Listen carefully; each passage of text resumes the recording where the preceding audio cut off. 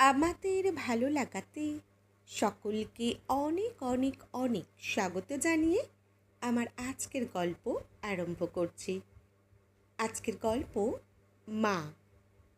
গল্পটি তাহলে শুরু করি। ভীষণ বিরক্ত লাগে সাক্ষ্যর। এই নিয়ে 4 বার ফোন করছে তার মাকে।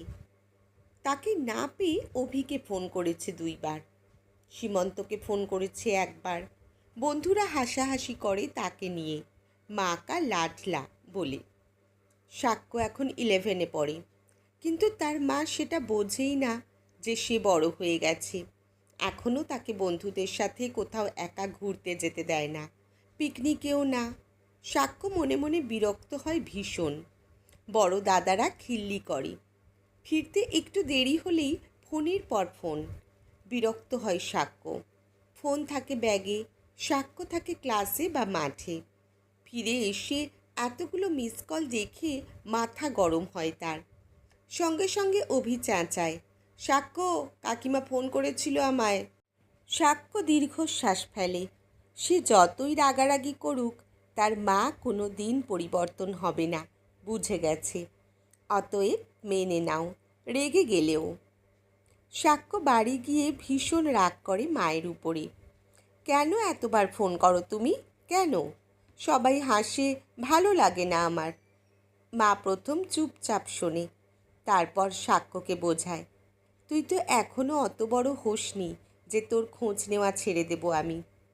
সাক্ষ্য অভিমানে বলে ওঠে, আর কত বড় হব মা, যেদিন তুমি এইভাবে খোঁজ নেওয়া বন্ধ করবে আমার? মা কিছু বলে না, মৃদু হাসে শুধু। সাক্ষ্য পড়াশোনাতে ভালো, খেলাধুলাতে ভালো। অনেকে তাকে হিংসেও করে। সেটা সে টের পেয়ে এই কথাটা যে কোন কুক্ষণে মাকে সে বলে ফেলেছিল, ব্যাস সেই থেকে আরও চিন্তা মায়ের। মায়ের কথায় সবাই বন্ধু হয় না বাবান, অতএব এত বন্ধু বন্ধু করো না। ভালো মন্দ বন্ধু বোঝার মতো বড় তুমি হওনি এখনও। তাই সাক্ষ্য দ্রুত বড় হতে চায়, যতটা বড় হলে মায়ের চিন্তা কমবে। আজ অঝোরধারায় বৃষ্টি পড়ছে। সাক্ষ্য দাঁড়িয়ে আছে দোকানের শেডের তলায়। মাঝে মাঝে বুক পকেটে রাখা ফোনটাতে হাত চলে যাচ্ছে অভ্যেস বশে। পাশের বন্ধুরা শেডের তলায় দাঁড়িয়ে হৈ হৈ করছে। সাক্ষ্য সেদিকে মন দিতে পারছে না। সাংঘাতিক ঝড়, সেই সঙ্গে বৃষ্টি। বৃষ্টির ছাঁট সাক্ষ্যর মুখ ভিজে গিয়ে চোখের জল এক করে দিল। অভির মা ফোন করছে অভিকে। সীমন্তর বাবাও খোঁজ নিল সীমন্তর।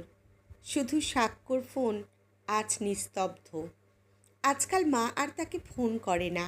শত ঝড় বৃষ্টি হলেও, দেরি করে বাড়ি ফিরলেও মা ফোন করে না।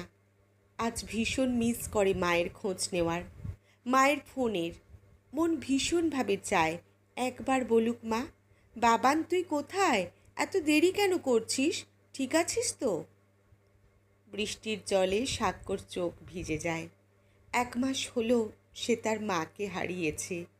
মায়ের চলে যাওয়ার দিনই সে খোঁজ না নেওয়ার মতো বড় হয়ে গিয়েছিল বোধহয়, অজান্তেই। আজকের গল্প এখানেই সমাপ্ত। কলমে ঝুম্পা মণ্ডল, পাঠে জয়তী। ধন্যবাদ।